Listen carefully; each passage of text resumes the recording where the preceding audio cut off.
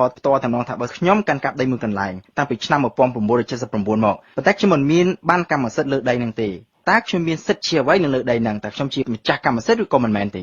បាទចំពោះចំនួននេះគឺច្បាប់យើងទទួលស្គាល់ថាប្រជាពលរដ្ឋទាំងឡាយណាដែលមិនទាន់មានបានកម្មសិទ្ធិដីធ្លីរបស់ខ្លួនមិនទាន់បានចុះបញ្ជីដីធ្លីទេគាត់មានសិទ្ធិត្រឹមតែជាភូគីបានជាអ្នកដែលកាន់កាប់ស្របច្បាប់ដែលច្បាប់ទទួលស្គាល់បាទនៅក្នុងឋានៈខ្ញុំជាភូគីហ្នឹងតើខ្ញុំមានសិទ្ធិធ្វើអ្វីខ្លះលើដីហ្នឹងតើខ្ញុំអាចដាំដុះប្រើប្រាស់ជួលប្រវាស់លក់ឬក៏ចែកបន្តទៅឲ្យកូនចៅដែរឬទេបាទបើនិយាយអំពីសមាជិកនៃសិទ្ធិភូគៈហ្នឹងគឺ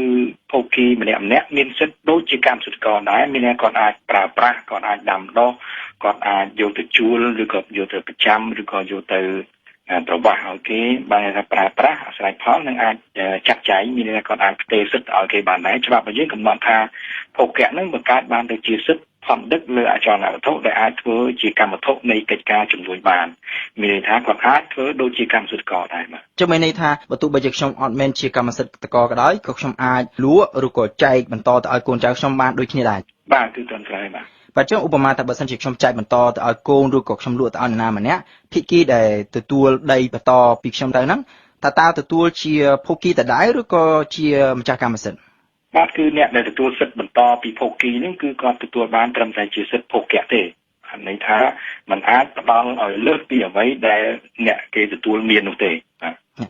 ដោយសារមើលទៅឃើញថាស្តៀងគ្នាពេកខ្ញុំចង់សួរបញ្ជាក់មួយម៉ាត់បន្តិចថាតើមានកន្លែងណាដែលខុសគ្នារវាងម្ចាស់កម្មសិទ្ធិនិងភូគីហ្នឹងបាទតើតងជាមួយបញ្ហានេះគឺ